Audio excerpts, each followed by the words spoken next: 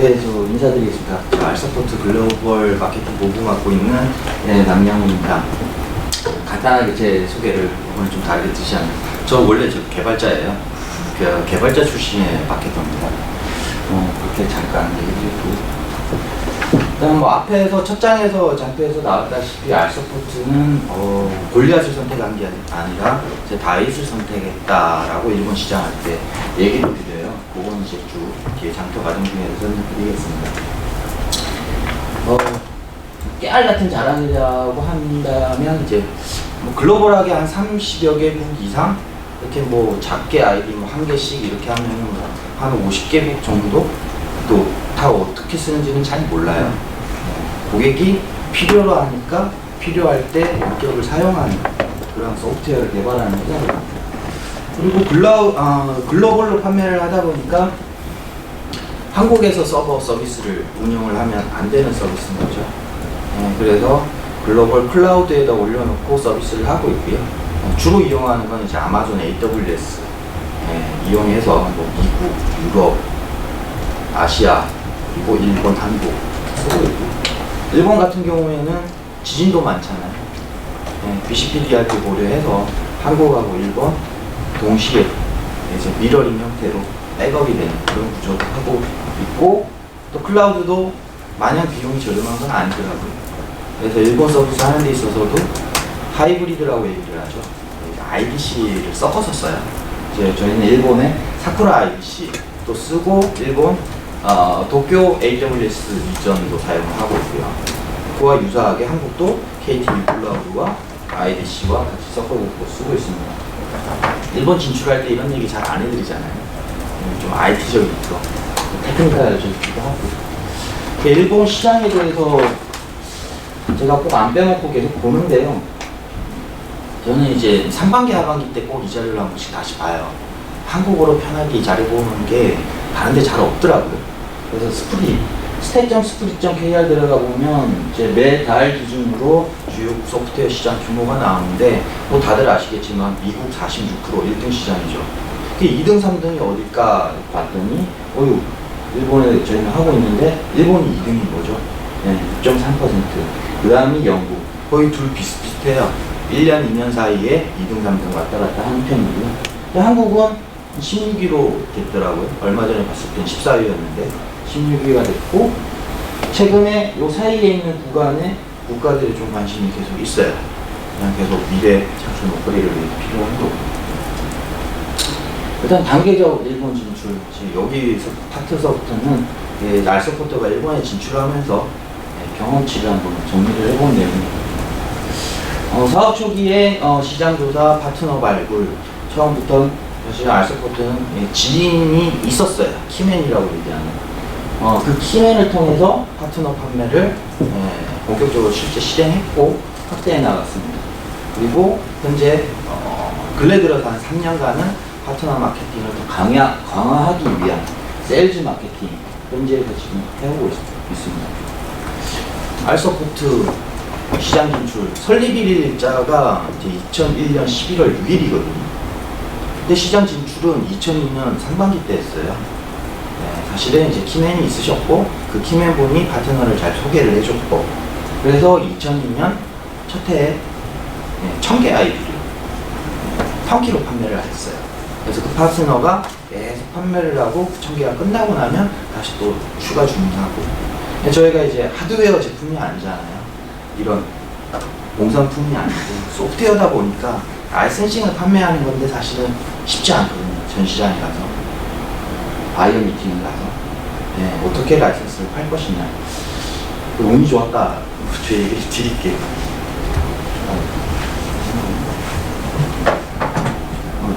제 얘기 좀 다릅니다. 시험장에. 연차별로 쭉 정리를 해보니까 시장 조사는 2001년도에 그 전부터 키메나와 같이 시장을 발굴하기를 시작을 했고, 2002년도에 최초에 1000개 아이디 판매를 했어요. 판매를 하는 게 직접 판매가 안 되죠. 일본 시장은 직접 판매가 안 되더라고요. 그래서 간접 판매 전략으로 처음에 1000개 아이디로 시작을 했어요. 개발사에서 직접 판매하는 경우도 실제로 거의 보지를 못했고, 파트너들이 판매를 하는 거죠. 그래서 지리적 이점이 있으니까 비행기로 한 2시간만 타고 가면 되니까 대표이사, CTO, 개발자, 엔지니어 쭉 날아다녔어요, 비행기. 그래서 직접 현지의 파트너가 문제가 있다, 제품에 대한 문제가 있다 라고 하거나 아니면 기능 개선을 요구하는 미팅을 요구하거나 신속하게 대응하기 위해서 비행기 타고 날아다녔습니다. 그러면서 2006년도 쯤에 이제 PC 원격 지원 부분에서 레이저 포인트 기능이 있나요? 네. 일본의 5대 PC 메이커 제조사에 저희가 이제 ASP 서비스의 라이센싱을 판매를 이렇게 넣게 됐어요. 그러니까 2006년도에 이렇게 잘 비즈니스가 되다 보니까 현지에서는 기술 지원하는 데 있어서 비행기 타고 2시간 날아다니거나 중간에 통역해주거나 이것도 자체도 이슈인 거죠. 현지에다 오피스를 만들어야 되는 상황. 그래서 현지에 그냥 도쿄 호텔라 입주 전 단계부터 좀 필요했어요. 작게 있다가 그 해에 거의 법인 전환으로 바로 넘어갔어요. 현재 있는 파트너 판매를 잘 지원하기 위한 기술 지원 인력으로 먼저 시작을 했고 법인 전환하면서 그 다음에 이제 파트너가 판매를 하면서 이슈 안건들을 많이 가지고 와요. 거기에 대한 피드백을 빨리 주기 위한 중간에 이제 어카운트 매니저라고 파트너를 담당해주는 직원을 지원을 하게 되고 그래서 총 6년간 도쿄 IT 지원센터를 충분히 활용을 했어요. 그리고 졸업제가 있거든요, 일본. 그래서 저희가 2012년도에 졸업하고 지금 나와서 따로 사무실을 하고 있습니다. 그러다가 이제 모바일 빅뱅 시대가 올 때 알서포트는 이제 모바일에 대한 PC 모바일에 대한 원격 지원, 원격 제어 부분도 같이 했었거든요. 거기에 맞춰서 국내 비즈니스도 저희가 삼성, LG, SKT, KT, LG 플러스는 통신사하고 잘 될 때 일본의 NTT 도코모라는 1위 통신 사업자에 저희가 안시 원격 서비스라는 서비스의 솔루션을 저희가 공급을 했고 그러면서 이제 연이어서 150억 투자 유치까지 됐던. 그래서 이제 현재는 일본에서 위닝 세일즈, 저희가 알서포트가 원하는 거죠. 알서포트가 원하는 거 위닝 세일즈 하기 위한 포커싱은 파트너의 비즈니스가 보다 알서포트의 비즈니스다. 같이 성공해야 되는 거죠. 공급사만 성공하는 경우는 거의 없는 것 같아요. 그리고 뒤에서도 다시 한번 언급드리겠지만 IT 서비스다 보니까 24시간 7일 365일 문제없이 다 사용해야 되는 서비스잖아요. 그러다 보니까 서비스에 대한 품질, 안정성 이게 되게 중요하게 여기거든요. 심하게는 평상시에는 다국어 작업을 일본을 정말 잘해놨는데 그 점 하나가 일본의 그 동그란 그 마침표 점이 아니라 한국 점이 들어가 있다고 해서 장애라고 이슈를 제기하는 경우도 있다는 거예요. 하여튼 뭐 여기에서 SLA는 실제로 서버 서비스가 안 죽는 그런 의미로서의 SLA를 얘기를 드리는 거고 그래서 저희는 이제 99.99% 운영을 올해 지금 달성을 하고 있어요. 그리고 IT 소프트웨어 서비스다 보니까 뭐 반기에 신제품이 나오거나 1년 매년 신제품이 나오거나 사실 어렵잖아요. 한번 만들면 언제 서비스를 내릴지 모를 정도로 주구장창 서비스를 운영하게 되는데 그러더라도 파트너들에 대해서 일본에 있는 타 경쟁사 대비 어떠한 기술력으로 새로운 기능으로 다가가게 될지에 대한 로드맵 제공을 정말 파트너들한테 잘해주고 그래야만 파트너가 다시 고객사에 최종 고객사에다 제안을 해서 판매가 될 수 있도록 하게 되는 것 같습니다.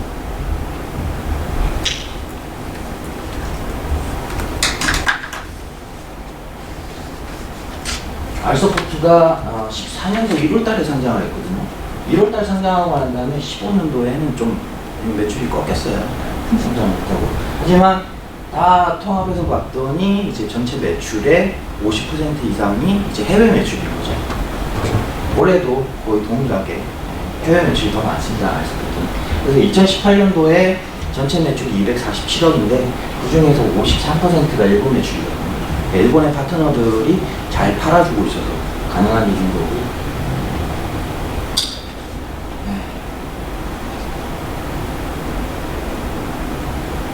아주 옛날 자료부터 최신 자료까지 이렇게 쭉 있습니다. 이거는 이제 구글링 통해서 실제 이미지를 한번 쭉 다 뽑아본 거고요. 일본에는 IT 분야에 다양한 경제 리서치 연구 기관들이 있어요. 그 중에서 미경제연구소라고 하는 곳에서는 저희가 한 2007년, 2008년도부터 시장 점유율 데이터가 저희가 나왔고, 가장 최근 것도 보면 2018년도가 한 넘버원으로 원격 제어, 원격 지원 분야 계속 그렇게 나오더라고요. 네. 일본 시장, 그 파트너 비즈니스에 저희는 집중하는 게 맞다. 그래서 파트너 비즈니스에 집중하는데 이제 경험해왔던 부분 한 4단계에 거쳐서 얘기를 드리면, 처음에 지금 여기 계신 기업 분들도 일본에 최초 파트너가 이미 있으시거나 아니면 신규 발굴 하시거나 쭉 이러한 과정을 아마 비슷하게 다 성장 과정을 가실 것 같아요. 그래서 처음에 키보드는 처음에 키맨을 발굴하기 위해서 일본 현지화가 물론 가장 제일 잘 돼 있어요. 일본어 서비스, 그 다음에 영업자료, 매뉴얼, 카탈로그. 대부분의 한국 기업들이 처음에 일본 고객한테 또는 바이어한테 제품과 관련된 자료를 한 요 정도 분량을 드린다고 할 수가 있어요. 근데 실제 파트너가 최종 고객한테 판매하기 위해서 사용하는 자료는 한 이거의 5배에서 10배 정도의 출력물을 최종적으로 갖다 드리게 돼요.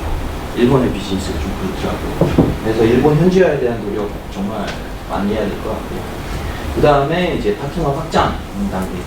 그러니까 처음에 1단계에서는 알스포트가 이제 골리앗을 선택을 안 하고 다윗을 선택했다. 그 얘기는 무슨 얘기냐면, 오롯이 알스포트의 제품을 잘 팔아줄, 집중해줄 파트너가 적합했던 것 같아요.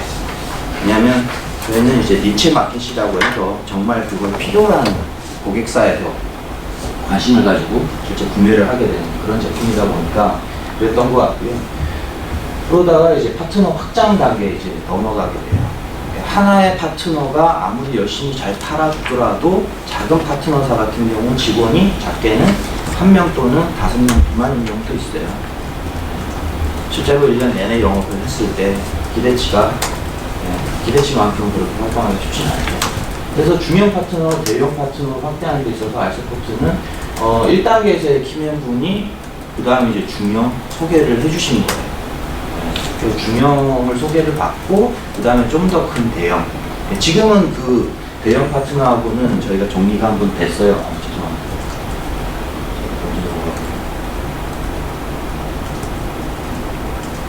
오늘따라 왜 이러죠?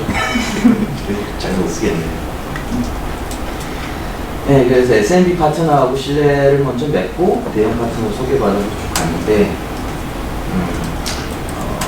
지금 그 두 파트너하고는 결별을 한 상황이에요. 일본의 비즈니스에서 웬만하면 그렇게 하지는 않는데, 좀 이해관계가 서로 달랐던 부분이 있어서 그렇게 됐고요. 중형 파트너, 대형 파트너 만드는 데 있어서 그 기업의 결정권자, 대표이사 또는 CTO 분들이 적극적으로 적합한지 대응을 어떻게 대응하느냐에 따라서 만들어져 가는 것 같아요. 그래서 왜 골리앗을 선택을 안 했을까? 저희가 지금도 골리앗 파트너가 있긴 하거든요. 근데 그네들을 통한 매출은 나이스하지는 않아요. 아직까지. 이유가 이제 대형 파트너는 그냥 그들만의 대기업의 논리가 있어요. 저희가 재작년에 신상품을 만들었는데 판매할 수 있도록 상제를 해달라고 했는데 아직 상제가 안 되고 있어요. 그 이유는 그들의 대기업의 논리거든요. 새로운 상품이 연간 쉽게 얘기하면 1년에 100억 이상 팔리면 올려줄게. 뭐 이런 논리가 좀 있다라는 거예요. 그래서 다른 기업들의 케이스에서는 많이 다를 수도 있다고 생각을 해요. 그럼 이제 그 다음에 3단계 이제 파트너 확장 단계인데 1차 리셀러, 2차 리셀러, 3차 리셀러. 지금 알스포트는 총 한 50개 정도 1차, 2차, 3차 다 대리점 얘기예요. 총판의 개념은 사실은 저희가 거의를 안 둬요. 근데 처음 진출하시는 기업들 입장에서는 일본에 우리 회사의 총판이 되어줄 회사 기대하시잖아요. 사실 총판사는 잘 컨택도 쉽지 않지만 계약 체결도 쉽지 않은 것 같아요. 그래서 저희는 실제적으로 1차에 한 7개, 그 밑에 있고 그 밑에 3층까지 해서 한 50개사의 리셀러 대리점으로 구성이 되어 있고요. 이들과 정례적인 파트너십 만들기 위해서 상반기 때 파트너 미덕 행사하고 하반기 때 자체 단독 행사죠. 테크데이 행사를 통해서 계속 그들과 교류하면서 만들어가고 있고, 그 중에서 1차에 해당되는 기업들 중에 일부하고는 자본을 참여를 통해 가지고 파트너 좀 더 화끈하게 묻는 작업들을 했고요. 현재는 이제 파트너 리딩하기 위한 작업들.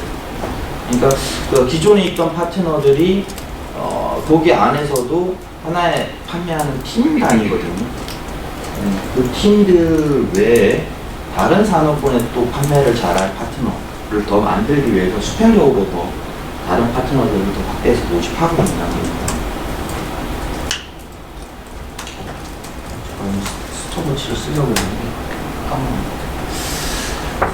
네, 그래서 자본 참여에 대한 부분 잠깐 얘기드리면, 초기에는 뭐 어렵잖아요. 그래서 실제적으로 일본 현지의 영업과 마케팅 인력을 실제로 보내기도 투자 비용도 많이 들고, 그렇다 보니까 대리점이 그 역할을 대신해 주는 부분인데 그 역할을 나눈 거죠. 알소프트도 초기에는 이제 알소프트는 개발하고 기술 부분만 다 본사에서 직접 하고, 일본에서 현지에서 영업과 마케팅을 다 해주고, 그래서 초기에 시험 판매되고 채널이 구축된 데에서 이제 필드에서 상품 알리고, 필드에서 좀 더 부족했던 현지화 관련된 부분도 그러한 작업들 같이 해주고요.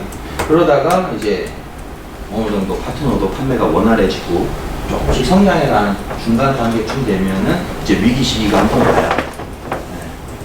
그동안 고려했던 파트너가 나랑 이제 알소프트랑 더 이상 안 하면 어떻게 하지? 다른 파트너를 찾으면 어떻게 하지? 직접 들어와서 얘네들이 하면 어떻게 하지? 에 대한 그러한 위기에 대해서 어떻게 더 잘 대응할 것인가. 그거는 이제 초기에서 위기 넘어오는 단계쯤 되면 고객 VOC가 계속 쌓여가요. 잘 해결된 VOC가 쌓여가면 좋은데 원만하지 못해서 이제 불만의 그 VOC들도 쌓여갈 수가 있거든요. 파트너가 처음에는 한 10개 팔았어, 1년에 50개 팔았어. 누적해서 보니까 한 회사마다 한 개씩이라고 하면 50개잖아요. 근데 둘째에 정말 잘 팔았어. 200개 팔았어. VOC가 200개가 돼요. 거기에 대한 본사의 답변이 피드백이 원활하지 않으면 파트너는 또 불만 가질 수 있죠. 거기에 대한 대응을 잘 해줘야 됩니다. 그 부분에서 저희는 이제 더 잘 대응하기 위해서 일본 현지에 법인 만들고, 영업 담당 만들고, 그 다음 기술 지원 인력 만들고, 그렇게 해서 대응했고요. 제가 오늘 진짜 이거 컨트롤이 안 되네요. 그 다음에 이제 상호실내 투자 단계로 넘어갔어요. 그래서 1차에 해당되는 파트너사 4개사 중에서 4개사에서 각각 2회에 걸쳐서 한 4억, 16억 이렇게 해서 투자 한번 중간에 받았고요. 그리고 엔티티도 독본으로부터 아까 그 150억 투자 유치 받았고요. 그리고 가장 최근에 저희 또 다른 파트너에 저희가 이제 지분 투자도 들어갔고요. 그렇게 해서 일본에서 떠나지 않는 기업, 일본 시장 로컬에 뿌리를 내린 기업으로 인식시키고자 한 노력들을 했습니다. 네, 성장 단계별로 일본 법인의 조직 변화. 처음에 나갈 때는 거의 현지 오피스가 없었죠. 없다가 이제 2006년도에 현지에 이제 법인자 한 명 나가시고 기술 지원 인력 1명 그렇게 나가서 이제 법인자 하셨던 분이 이제 파트너 직접 매니징 관리 직접 하셨고, 그러다가 이제 확대되면서 영업 담당 지원 인력을 3명, 그리고 이제 기술 지원 인력 2에서 4명, 그 외에 스태프 인력 해서 총 10인까지 이렇게 단계별로 이렇게 넘어오겠습니다. 좋죠. 레이저 포인트를 안 써야겠네요. 썼더니 보기에는 건가요? 현재는 독립사무실 단계고요. 좀 더 전문화된 조직 구성 단계로 넘어가서 영업부 인력 대략 한 7명 정도, 기술부 인력 한 4명 정도, 그 다음에 경영지원부 인력 있고, 그 다음에 마케팅 인력 있고 해서 지금 대략 한 일본에서 한 20명 미만 정도 되는 것 같아요. 그렇게 운영을 하고 있고, 더 앞으로 더 잘하기 위해서 현재 로컬에서 채용을 추진을 하고 있는데 구인난이 되게 심각해요. 그래서 그래서 저희가 지금 거의 2년째 마케팅 현지 인력을 지금 채용을 못하고 있어요. 하지만 뭐 그때그때 가능한 방법으로는 이제 파견 계약직을 활용을 해서 일단 해당되는 위치에 담당 포지션에 운영 계획금은 할 수는 있어요. 일본의 로컬 기업들도 부인이 원활하지 않거든요. 그러다 보니까 이제 파견 회사를 통한 계약직 직원을 채용을 해서 어쩔 수 없이 그렇게 써요. 그러다 보니까 한국에 없는 그 부분이 일본은 너무 원활한 거죠. 파견 회사들이 너무 비즈니스가 잘 돼요. 네, 심지어는 아줌마 모임 뭐 이렇게 해서 한국에서 아줌마라고 하면은 이제 가정부 주로 청소부 뭐 이렇게 생각하시는데 일본에서는 그 아줌마 세대의 이제 파견직 직원들만 주로 그 분야에 타겟팅 대상으로 그런 서비스하는 회사들도 있습니다.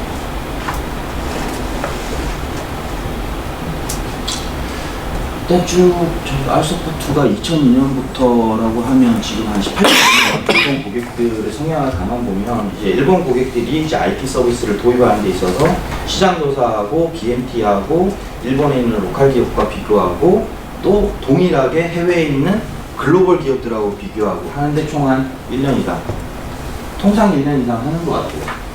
6개월 안에 결정 내리는 경우는 거의 정말 매우 드문 경우고요. 심지어는 필드에서 베타 테스트도 해보자라고 하는 경우도 있고요. 그래서 이 BNT 자료 부분, 한국에서 BNT 자료를 달라고 그러면 엑셀 한두 장 이렇게 아마 주실 거예요. 엑셀 한두 장. 근데 일본에서 필요한 양은 정말 10장, 20장 될 수도 있어요. 정말 이런 내용까지 BNT라고 해서 작성을 해줘야 될까? 네. 하시면 됩니다. 그 다음에 도입 결정하고 구매 결정 시 고려하는 방식인데 중간에 단계가 있어요. 이번에 이제 내년에 재팬 IT 위크 전시회 가서 보시면은 방문객들 중에 20대도 보이실 거고 30대도 보이실 텐데 40대, 50대, 50대, 60대 분도 많이 보실 거예요. 일본은 두 가지 경우로 나눠져요.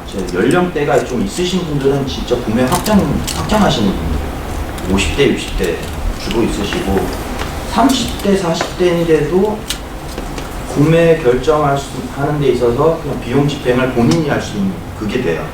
그래서 한국은 내부 결제 라인을 다 타고 할 수 있잖아요. 20, 30대 같은 경우는. 근데 일본에 같은 경우는 담당이면 그 사람이 구매 담당이면 그 사람이 최종 결제를 하면 돈 지불하면서까지 다 쭉 가는 그런 케이스가 되는 것 같고요. 근데 그네들이 전시장에서 직접 보고 직접 설명드렸고 다 했는데 최종 구매 단계에 들어갔을 때 그래서 너네 왜 일본에 유통만 있어? 너네 대리점 있어? 리셀러 파트너 있어?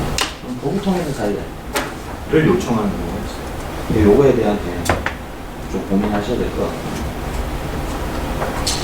일단은 뭐 한국에서도 인정받는 제품을 일본에 가서 진출하려고 하시는 부분이잖아요. 그러다 보니까 일단 기본적으로 기술력은 다 가지고 계시고 제품의 서비스 안정성도 다 가지고 계신데 가격 경쟁력 부분 일본에서 어떻게 가져갈 건가 고민 한번 해보셔야 될 것 같고요. 알서포트 같은 경우에는 나중에 질문하실까봐 미리 얘기 드리는데 알서포트는 일본 시장에서는 고마진 고가격 정책을 하고 있어요. 그래서 쉽게 얘기해가지고 지금 명품인 거죠. 그래서 비싼 가격에 비싸게 팔리는 제품. 그래서 파트너들이 마진이 많이 남는 제품을 하고 있어요. 그래서 최종 밑에 리셀러 정도, 그러니까 3차 단계 같은 경우는 마진 많이 가져갈 때는 한 20%까지, 보통 평균 한 10%대, 그럼 그 위에 2차, 1차가 있잖아요. 1차. 그래서 1차, 2차, 3차까지 쭉 떨어져서 마진 구조 보면은 많이 저희가 쉐어할 때는 40%까지 쉐어를 해요. 근데 40%까지 쉐어를 하려면 가격이 낮으면 그렇게 쉐어하면 남는 게 없잖아요. 공급사도 힘든 것 같아요. 그래서 저희는 일본에서 고마진 고가격 정책으로 파트너들이 팔고 이윤이 많이 남는 제품을 포커싱을 하고 있습니다.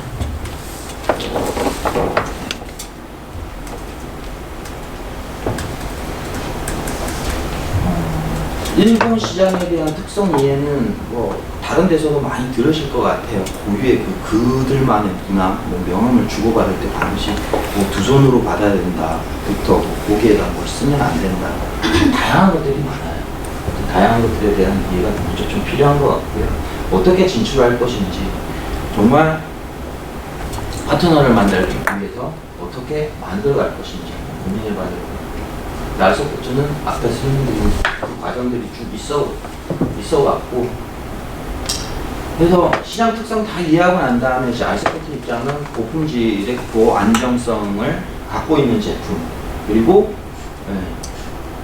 느린 의사결정 대비해서 현지에서 필요한 각종 영업 세일즈 kit에 대한 그러한 서포트, 그러한 부분을 열심히 해왔던 것 같고요. 각 단계 한 4단계 정도 있는데, 시험 판매 단계에 정말 얼마 안 되잖아요. 지금 실제 계약되는 매출 금액이 얼마 안 되지만 열심히 비행기 타고 날아다니면서 이제 팔로우를 했고, 거기서 만들어지면서 본적 설립 단계 때 현지 지원 체계를 만들어가기 시작을 해서, 그 다음에 이제 파트너 채널 계약 단계, 지금 현재 정착 단계를 뛰어넘어서 더 테크 리더, 마케팅 리더 가기 위한 단계 하고 있는데, 정리해보면 요 옆에 방금 적어드렸던 거와 마찬가지로 싸다고 잘 팔리는 제품의 시장이 아니에요. 비싸다고 그냥 마냥 잘 팔리는 시장이 아니에요. 고품질의 고성능의 안정적인 제품이 적정한 가격, 좋은 가격에 팔리는 그런 시장이다. 그렇게 얘기 드릴 수 있을 것 같아요. 이 뒷부분은 이제 저는 이제 마케팅 파트다 보니까 마케팅 업무하면서 했던 부분에 대해서 1, 2, 3, 4, 5 이렇게 해서 설명을 드릴 거예요. 시장조사 바이어 발굴, 일본의 소프트웨어 유통시장 어떻게 다른가. 실제 가보니까 한국 같은 경우에는 알서포트는 본사에서 직접 판매하는 매출이 거의 90%거든요. 그래서 직접 판매하다 보니까 직접 영업사원들을 다 운영을 하고 있죠. 파트너를 통한 매출은 지금은 많지는 않아요.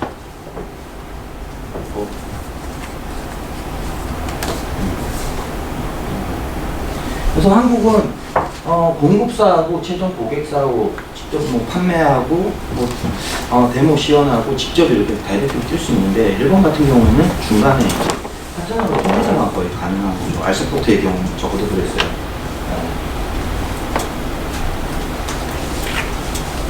그래서 알서포트는 간접 판매 방식이 일본의 비즈니스다. 초기에 빠르게 인정했고, 그래서 거기에 중간에 물론 이제 직판에 대한 그런 약간의 노력은 해봤지만 한 몇 년 해보니까 직판은 이제 확대가 잘 안 된다는 걸 저희는 이제 알았어요. 그래서 이제 간접 판매 파트너 방식으로 어떻게 하면 파트너가 잘 팔 수 있게 할 것인가에 대한 걸 집중하면서 갔습니다. 파트너 영업 지원 체제가 필요한 거죠. 저희가 뭐 수많은 세일즈 킷, 브로셔, 제안서, 뭐 실제로는 뭐 좋은 동영상, 유료로 비싼 동영상을 제작을 해서 드리기까지 했지만 최종 필드 상황은 많이 다르더라는 거죠. 그래서 그네들이 필요한 세일즈 킷이 정말 국가에서는 뭐가 더 필요한지, 판촉판이 필요하다면 뭐가 더 필요한지, 그러한 것들 준비해서 이렇게 지원을 해드렸고요. 그리고 저희가 베이스는 도쿄에 일본 법인이 있지만 우리의 파트너들은 전 열도를 다 뛰어가는 거예요. 그래서 파트너가 영업하는 데 있어서 직접 나가는데, 단독으로 나가는데 힘든 부분이 있다 그러면 저희는 동행해서 나가는 부분 같이 지원하는 걸 하고 있고요. 그 다음에 온라인으로 자동 데모 체험을, 저희는 소프트웨어잖아요. 소프트웨어니까 온라인으로 자동 데모 할 수 있도록 온라인에다가 다 구성을 해놨어요.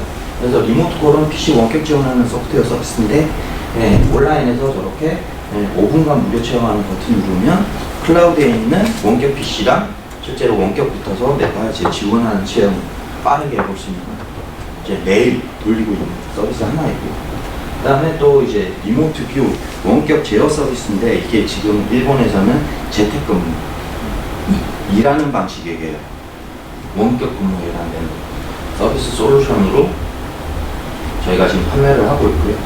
동일하게 마찬가지로 인터넷으로 클라우드상에서 가상의 원격 PC를 바로 체험할 수 있는 그런 서비스. 아니면 이제 AI, 저희가 화상회의 서비스도 같이 하는데, 저희가 이제 페르소나를 설정을 한 거죠. 설정된 인공지능 AI 아루양이죠. 아루양이 나와서 화상회의를 간접 체험할 수 있는 그런 것들을 해놨고요. 지금 여기 보시면 세일즈 킷이 한 요렇게 있잖아요. 지난 한 10몇 년간 세일즈 킷 종류 아마 개수가 한 100가지 넘는 것 같아요. 계속 바꿔왔어요. 어떻게 하면 한국적인 색깔을 뺄까? 어떻게 하면 좀 더 일본 로컬 기업스럽게 만들까 해서 이런 이미지도 한국 기업 일본에 나갈 때 아마 백인 이미지 선호하시는 대표님들 많으실 거예요. 야, 그래도 글로벌 느낌 나야지. 저도 처음에 다 그렇게 했다가 다 뺐어요. 일본 느낌 나도록 일본인 분들에 가까운 분들 알아놓고 글자 폰트 크기 사이즈 일본 전시회 저희가 계속 나가면서 수집된 다른 회사의 브로셔 현지 로컬 기업들 걸 보면서 아 이게 가장 좋은 것 같아 우리한테 더 맞을 거야 그러면서 조금씩 바꿔온 거예요. 저희도 처음부터 이렇게 만들지 못했어요. 그리고 이제 최종 파트너가 자기네 도장만 찍거나 아니면 스티커만 붙이면 자기네가 제작한 브로셔인 것처럼 쓸 수 있게끔 이 공간을 이렇게 만들어서 나눠드리고 실제 파트너분들은 자체 그 제품에 대한 공부에 지방에 돌아다니면서 하는 것들이 많거든요. 그러면 브로셔를 요청하면 저희는 다 찍어서 드려요. 배송을 해드려요. 그래서 충분히 현장에서 잘 사용할 수 있도록 해드리고 있고요. 노벨리티 문화가 일본은 참 많아요. 전시회는 잘 돼요. 왜 그런지는 잘 모르겠어요. 아마 전시 나가보시면 느끼실 수 있을 것 같아요. 그래서 저희는 이제 황금 열쇠, USB도 해봤고, 컵도 해봤고, 모니터 받침, 기타 등등 여러 가지들을 저희가 만들어서 파트너한테 무상으로 주고 있어요. 근데 사실은 글로벌 기업 중에 인텔이나 마이크로소프트 같은 경우에는 샵 사이트를 운영을 하잖아요. 거기 안에서 파트너들이 좀 저렴한 가격에 너네가 사서 가져와서 써. 소프트 아직 그렇게 대단한 사람 아니에요. 저희가 만들어서 나눠드려요. 그 다음에 파트너 영업맨 교육. 2018년도에 한 32회 세일즈 스타트 지원을 저희가 직접 다 했던 것 같고요. 그 다음에 제품에 대한 소개 영상 만들어서 웹에 올려놓고, 그 다음에 저희가 이제 따로 운영하는 파트너 지원 사이트가 있거든요. 거기 안에 영상들을 다 업로드해놓고, 거기 안에서 다 보시도록 해놨어요. 원래 영상 정상적인데, 이 노트북이 좀 문제인 것 같아요. 앞에 분 발표하시는 것도 동일한 영상을 봤거든요. 일본 현지 마케팅가 이제 오프라인에서 리드 발굴 하시기도 하지만 저희 같은 경우는 오프라인만 아니라 온라인도 신경을 좀 써야 되는 상황이다 보니까 여러 가지들 많습니다. 일단은 오프라인 전시회를 통한 작년에 획득된 카운트가 5,500건이에요. 어떻게? 아까 그 앞에 보여드렸던 노벨리티를 전시장에서 엄청 많이 뿌려요. 명함 받으면서 드리는 거거든요. 그래서 제너럴하게 그냥 받는 게 있고 대면 미팅, 이제 실제 제품 데모하면서 받는 게 있고 그것들을 다 합쳤을 때 한 5,500건 되고요. 그 중에서도 실제 데모 설명해 주고 했던 분들한테는 저희가 이렇게 서베이 설문지 즉석에서 서가지고 작은 볼펜 그 연필 같은 거 있어요. 그걸로 다 기록하게 해서 저희 직접 받는 거예요. 그러다 보니까 그냥 명함 받는 거하고는 다르게 이 사람의 성향을 그 회사가 원하는 것들을 잘 기록하고 발휘할 수 있는 것 같아요. 네, 알서포트 지금 보시면 사진에 보면 저희 단독 부스, 조립 부스 호사에 같이 엮여서도 하기도 하고 처음부터 저희 이러시지 않았어요. 저희도 똑같이 기본 부스, 조립 부스에 이제 아쿠아리메스에서 하는 다른 전시회부터 경험하면서 만들어간 거예요. 한 부스로 해보다가 두 부스로 해보다가 후사에 얘기해서 네 부스로 해보다가 그러다가 이제 올해는 4.5개 독립 부스 단독으로 한번 했었고요. 내년에는 6개짜리 부스로 동일한 가시는 그 전시회에 참여를 하게 되고요. 그 다음에 이제 온라인에 대한 것들은 한국에서도 직접 사실은 가능해요. 왜냐면 그쪽 분야에 이제 담당하시는 경험 있으신 분이 가능하거든요. 그래서 이제 키워드 검색 광고 이렇게 거는 작업들 그리고 보도자료 이렇게 배포하는 부분인데 일본어는 이제 기자 뭐 연락처 따고 하는 게 저는 안 되더라고요. 그래서 현실적으로 이제 일본에 한번 발행하는데 70만 원 들어요. 70만 원 드는 걸로 아까도 잠깐 앞에 세션에서 나왔던 뉴스와이어 유료 서비스 있어요. 대신 원문은 일본어 직접 다 쓰셔야 되죠. 뭐 번역 서비스까지 같이 하시면 한 150만 원 정도 되실 거예요. 그래도 1년에 한 2-3개 정도는 쌓아두시면 나중에 일본 비즈니스 하는데 한 3년 지나면 그 뉴스 나갔던 것들이 필요할 때 써먹어 주실 거예요. 저희는 좀 그랬던 것 같고. 그리고 이제 2018년도에는 현지의 그 PR 에이전시도 저희가 이제 비용을 들여서 활용을 해봤어요. 그래서 이제 기자 초청한 이런 간담회 형식하고 이렇게 그래서 기사 나가고 이러한 작업들도 현지에서도 했고요. 그리고 저희가 이제 매년 주목받는 행사를 하기 위해서 파트너 미더이라는 행사도 하지만 약간 이제 퍼블릭 개념의 일반 테크데이 행사를 하거든요. 그래서 요거는 2018년도 행사 사진이고요. 행사 끝나고 나면 이렇게 보도자료 뉴스가 나가요. 취재해서 나가는 거 사실 아닙니다. 저희가 직접 써서 이제 유료로 이렇게 잘 배포를 뿌리는 거고요. 요거는 이제 올해 한 겁니다. 2019년도. 마찬가지로 동일한 장소에서 했고요. 행사가 잘 된 부분, 이미지 잘 찍어서 이렇게 보여드린 거고요. 끝나고 나면 스탠딩으로 서서 이렇게 오신 저희 파트너와 고객분들하고 같이 얘기할 수 있는 시간을 가지면서 하고 있고요.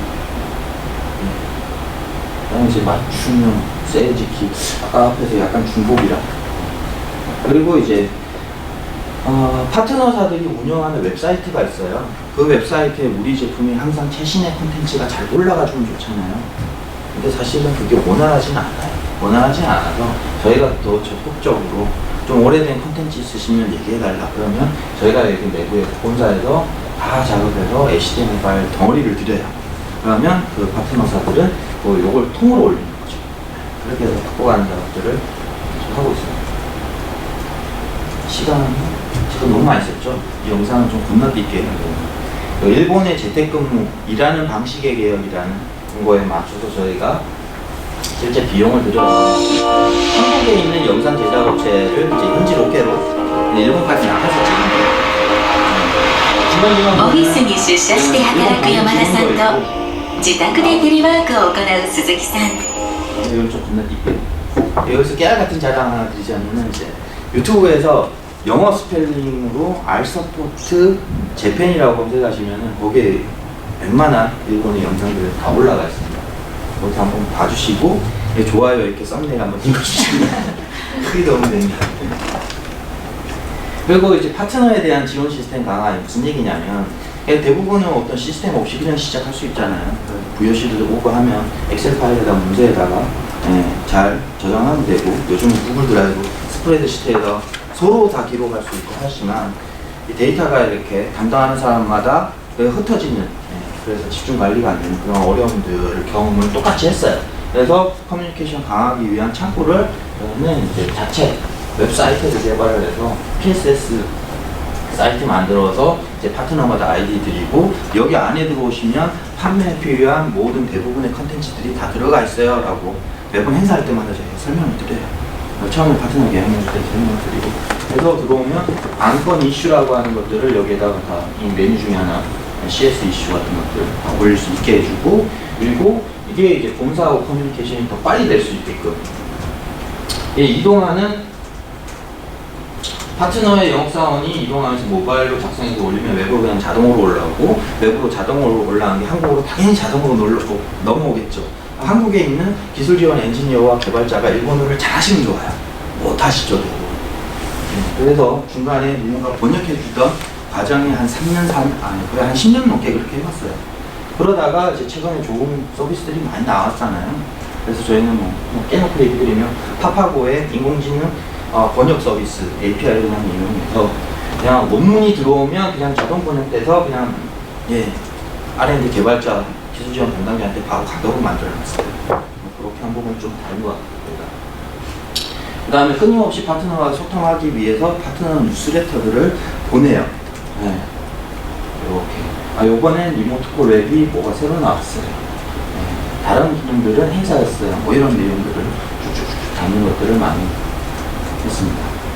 정리해놓고 보면 뭐 영업 지원, 파트너 제품 교육, 마케팅 지원, 파트너 커뮤니케이션 크게 4가지 형태의 카테고리로 아마 제가 설명을 드린 것 같고 아마 여기에 계신 기업분들도 앞으로 일본 비즈니스에서 잘 나가시면서 아마 각각 나름의 이러한 경험치들이 쌓일 거라고 생각을 합니다.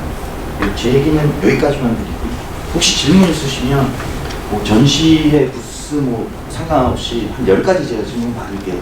시간 관계상 한 두세 번밖에 하지 않으실 거라고 알아요. 그냥 하시면 돼요. 두 개를 한 번에 묶어서 말씀을 이렇게. 네. 첫 번째는 아까 그 파트너 시스템에서 네. 여러 가지 이제 이슈들이나 이런 것들을 그 등록하는 시스템을 만드셨는데 다른 파트너들에게도 그거를 공유를 하나요? 앞에서 제가 얘기해줬던 1차, 2차, 3차 네. 총 50개사 정도의 풀이 있다고 그랬잖아요. 네네.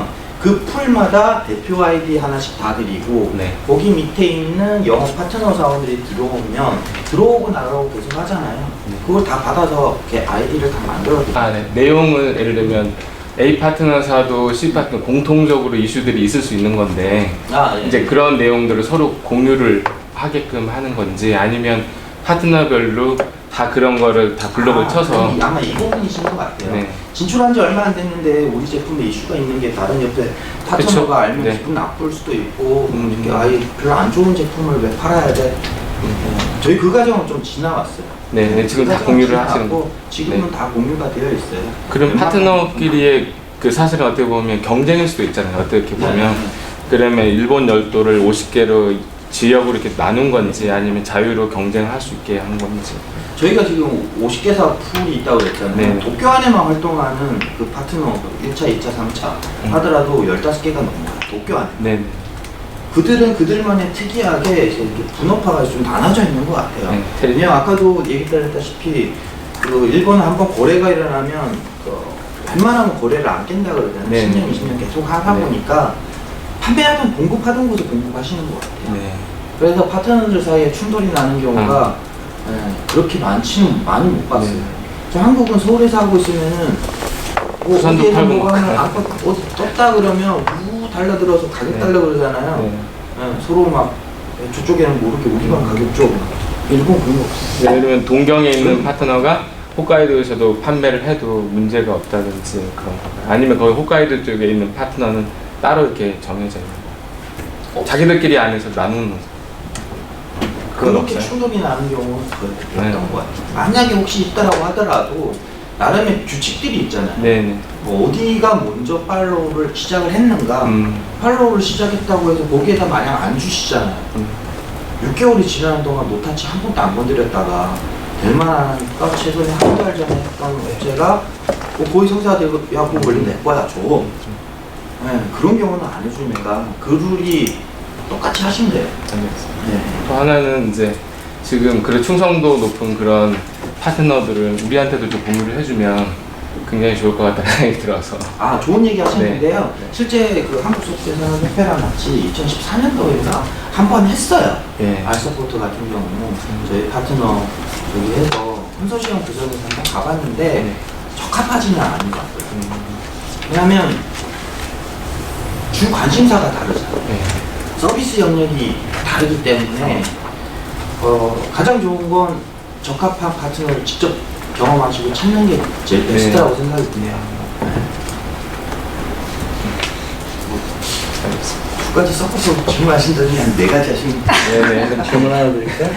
여기 지금 알소프트는 예전부터 일본에 진출한 성공 케이스 굉장히 유명해서 많이 들어왔고요. 근데 지금 클라우드 기반으로 서비스를 하고 계시잖아요. 네. 근데 굳이 중간 파트너가 좀 아직 일본 관행이라고는 하지만 네. 클라우드 사업에 있어서 그게 좀 필요할까요? 저희가 뭐 클라우드를 쓰긴 하지만 클라우드 사업자는 아니거든요. 무슨 얘기냐? 정말 유명한 브랜드사가 아니라는 거예요. 저희가 구글이 아니고 아마존이 아니에요. 알아서 인터넷에서 검색해서 알아서 결제해주는 그 정도의 네임밸류의 회사는 아니라는 거죠. 적절히 유통 파트너와 함께 해야만 저희는 가능한 시장인 것 같아요. 일본에서. 네. 답이 되죠? 아까 전에 처음 질문하고 비슷한데 그 키맨 찾으셨던 게 지인이라고 얘기를 하셨는데 네. 그게 그러면은 뭐 사장님의 지인이나 그런 형식이었어요? 알서포트는 초기 창업 멤버가 코파운더가 3명이었어요. 네. 3명 중에 3명이 다 아는 한 분이 계셨어요.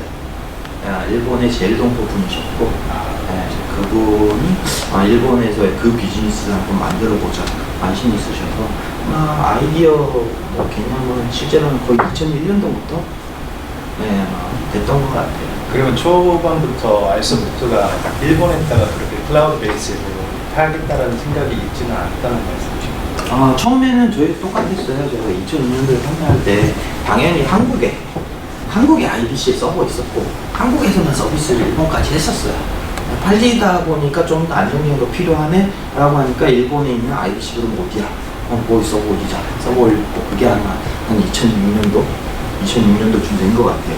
그러다가 이제 클라우드 좋아졌잖아요. 아마존 AWS 좋아졌을 때 저희도 이제 적절한 시기에 갈아탄 거죠. 그러면 2011년도, 12년도 정도. 초반에 들어갔을 때 일본 자체 내에서도 클라우드에 대해서는 잘 모르고 있었다 그런 얘기신가요? 그때 당시는 그냥 제 간접적인 경험치로만 얘기 드리면 뭐 2000년대 클라우드를 잘 쓰는 기업들이 얼마나 있었을까? 저도 잘 모르는 상태인데 되게 단순하게 제가 답을 드릴 수 있는 것 같아요. 제가 2011년도까지 일본에서 이제 IT 기업에 있었거든요. 근데 그때만 해도 클라우드는 세일스포스닷컴이라든지 오라클 같은 자기들의 그 사스 형태로 제공하는 것만 있었고 일반적으로 아마존이나 이런 부분들 아직 시작도 안 되어 있는 상태였어요. 그래서 막 얘기는 나왔던 단계죠. 저희가 지금 그러니까 아마존 도쿄 리전을 저희가 쓰고 있다라고 했잖아요. 사실은 그게 나온 지 3년이 넘었어요. 근데 저희가 실제 그거 쓰기 시작한 지 1년이 안 됐어요. 이유는 다 아실 거예요. 새로 나온 좋은 리전이라고 하더라도 거기가 안정화됐는지 아닌지를 바라보는 거죠. 저희도 충분히 안정화되고 난 다음에 들어갔음에도 불구하고 올해 8월 달에 9월 달에 아마존 도쿄 리전 죽었어요.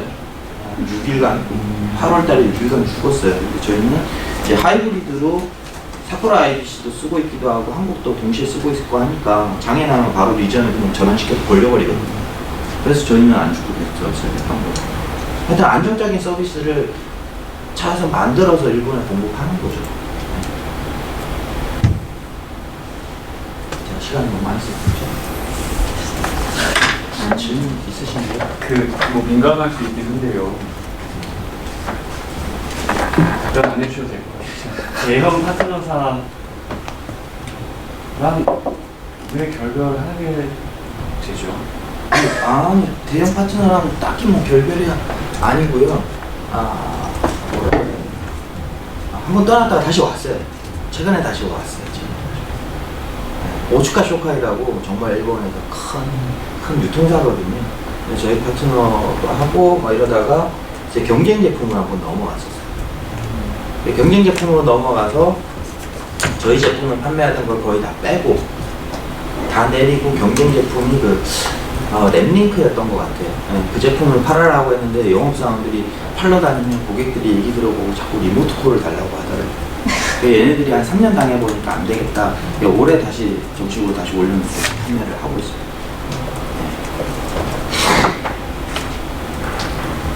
또 대형 파트너사 입장에서는 뭐 조금 더 마진이 좋은 거를 선택했다라고 봐야 되는 건가요? 뭐 처음에 시프팅할 때 아마 이렇게 생각하시면 돼요. 한국 내에서도 지금 회사가 있고 경쟁사가 있잖아요. 그러면 최종 고객이 있고 고객은 오늘 이제 구매하시는 입장에서는 가격도 보시지만 기능도 보고 다양한 것들을 보잖아요. 어떤 이해관계적인 부분에서 이쪽 선택했다가 이쪽 선택했다가 왔다 갔다 할 수 있어요. 그만큼 일본 한번 들어갔다고 해서 그냥 편안한 시장이 아니라 치열한 거죠. 잘 만들었던 파트너도 딴 데 뺏길 수도 있는 거고 뺏기지 않기 위해서 다시 갔던 고객 그 파트너도 다시 데려오기 위해서 노력하는 거고. 제 답을 회피한 건 아니죠? 아니요. 네네네. 회피했을까봐. 좋아하신다. 또 있어요? 그 대기업이 가지고 있는 일본의 대기업이 가지고 있는 경쟁 솔루션도 있는 거죠. 일본의 대기업이 가지고 있는 솔루션. 명확하게는 아닌데 없어요. 그 대기업이 투자한 투자 사안이 있어요. 그 옵틴이라는 회사인데 네. 옵틴이라는 회사는 제가 이렇게 그 회사의 연역을 쭉 봤더니 KDDI한테서 투자 받고 도코모한테서 투자 받고 어디서 투자 받고 많이 받았어요. 소프트뱅크 투자 받고. 근데 이상하게 원격만 좀 잘 안 하고 있고요. 네. 있긴 있습니다. 네.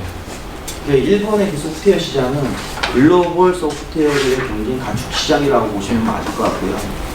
제가 작년 올해 초까지만 해도 뭐 다른 얘기를 드렸겠지만 지금은 더 그런 것 같아요. 일본의 로컬 기업들 잘 올라오고 있어요.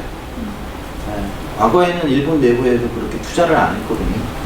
그래서 소프트웨어에서도 별로 없었어요. 최근에 들어서는 일본 소프트웨어 회사들도 뭐 옛날 그 윈도우 XP 스타일 고집하던 것도 혹은 올해부터는 좀 변화되어 가는 것 같아요. UI도 좀 웬만하면 좀 시원시원하게 보이게.